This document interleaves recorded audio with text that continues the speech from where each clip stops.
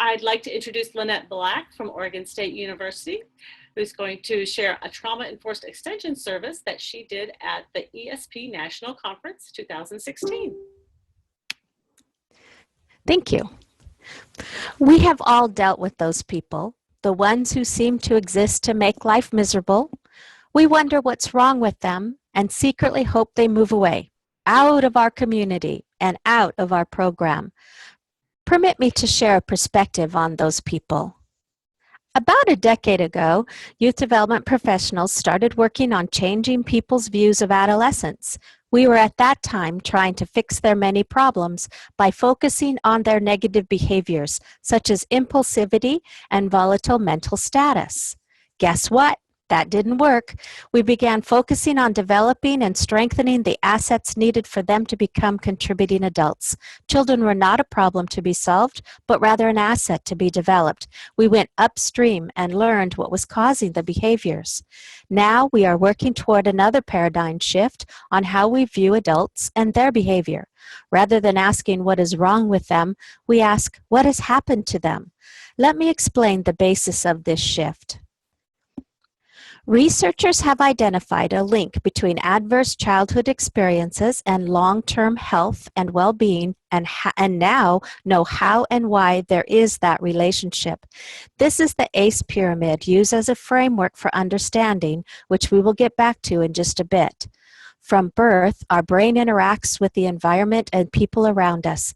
Children's brains are rapidly growing, building new cells and pathways between those cells. The neurons and pathways that get the most stimulation thrive. Those that don't, wither. Our brains are wired to ensure our survival, and our bodily systems are equipped to protect us. Our basic internal protective mechanism is called fight or flight.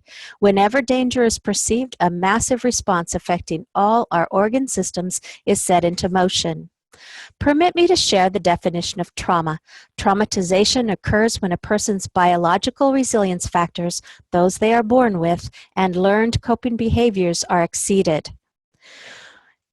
Please know that the results of trauma varies with each person, and when trauma is experienced, the brain responds with an intense biological alarm state, including a rush of adrenaline and cortisol, as well as intense fear. We stop thinking so that we can fight against or flee a dangerous situation. With each experience of fight or flight, our brain forms or strengthens a network of connections that gets triggered with every new threatening experience. With chronic stress and trauma, children's bodies become unusually sensitive. Even minor threats can trigger a sequence of physical, emotional, and cognitive responses. They can do nothing to control this reaction. It is biological built-in response, a protective device. The results are children who are in a constant state of high alert, are unable to think clearly, have extreme thoughts, have intense and prolonged anxiety, and, well, in one word, they are in a constant state of hypervigilance. So what does this have to do with adult behavior? Traumatic events can overload the alarm state and begin to short-circuit healthy neural connections and disrupt the brain's basic architecture, resulting in dysfunctional and maladaptive brain activities, the first two foundational levels of the ACE pyramid. This in turn compromises core mental, emotional, and social functioning and normal healthy development, which can lead to risky behavior, which leads to disease, disability, and social problems, which can lead to an early death. Brain research indicates a negative, extreme, and sometimes very surprising behavioral reactions are directly linked to adverse events the person experienced while growing up. It appears the reactions from a person who has had their button pushed is more than simply a lack of control. It is the result of unhealthy neural connections in the brain. There are several signs of chronic stress and trauma in children and adults, which is shown here as the acronym HEARTS. It takes our hearts to view these people not as problem people, but as injured people. So what can the Extension Service professional do? For one, the 4-H program can and does foster resiliency through the inclusion of positive youth development concepts. The 4-H program cannot protect children from all trauma, but it can develop coping mechanisms and learned behaviors that boost the child's biological resilience factors.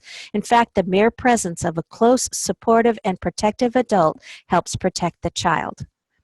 Thankfully, resiliency can be learned, and extension professionals are valued members of their community. And simply being there, listening, helping, valuing each person, in short, developing respectful and caring relationships can help develop resiliency. I hope this presentation served as a basic introduction into a paradigm shift from viewing behavior as what is wrong with you to what has happened to you. Viewing people's behavior from this angle helps us at the very least be more understanding and caring towards people.